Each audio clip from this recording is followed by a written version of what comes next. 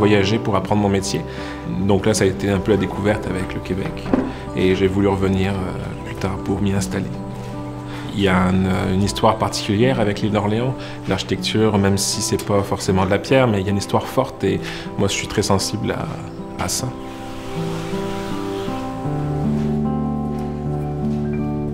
Lorsque j'ai visité la première fois un atelier de tailleur de pierre, j'ai vu au fond de l'atelier, il y avait une immense rosace avec plein de formes géométriques à l'intérieur. Et là, j'ai eu un déclic en me disant oui, c'est ça que je veux faire.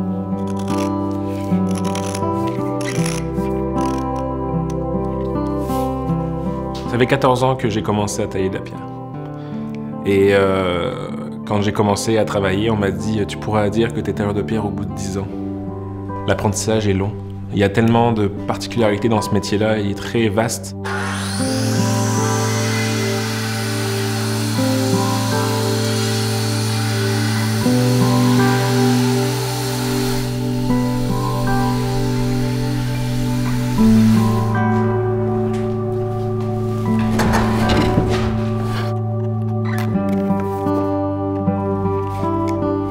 La rencontre de l'outil avec la matière est toujours très proche de ce qui se fait depuis des millénaires.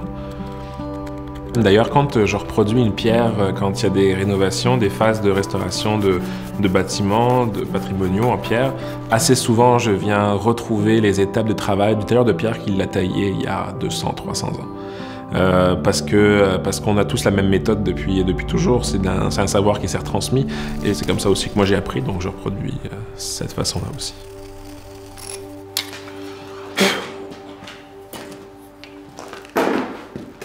Aux yeux des gens, on doit forcément combattre un petit cliché qui est qu'on travaille encore tous à la main avec des masses à taper sur la roche. C'est pas ça le métier, c'est plus ça le métier. On taille encore à la main aujourd'hui, mais seulement pour certaines choses, pour des petites choses, des choses où on a besoin de beaucoup plus de finesse et de précision. Mais heureusement, le métier évolue et on suit notre époque.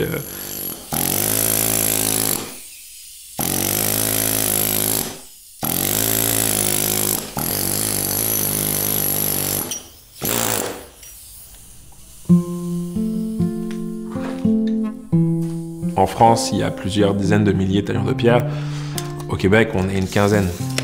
Donc forcément, c'est pas la même échelle du tout. Dans un petit bassin de main-d'œuvre qu'on peut trouver ici, il y a comme une responsabilité qui s'impose à nous de faire en sorte que le métier continue à exister.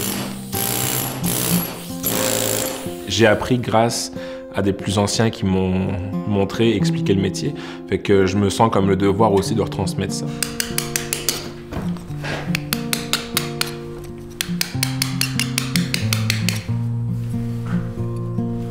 Il y a une espèce de fierté à travailler la pierre et il y a aussi, c'est ça, ce profond respect qu'on a vis-à-vis des anciens, vis-à-vis de ceux qui nous précèdent et puis aussi ceux qui vont nous succéder. Le métier continue à évoluer, puis c'est beau de le voir évoluer aussi, c'est beau de voir ce qu'il est devenu au fil des siècles.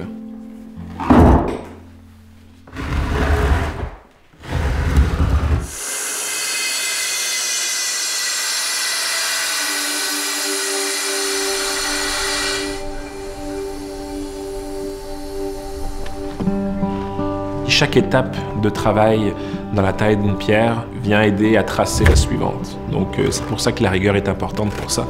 Et c'est sûr que tant que l'ouvrage n'est pas assemblé, on ne peut pas savoir si c'est bon ou pas.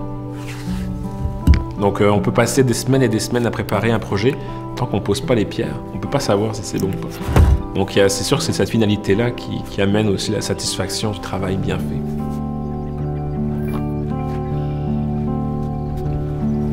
C'est pas juste du folklore, je veux dire, c'est un métier qui existe, on a besoin d'artisans dans ce métier-là.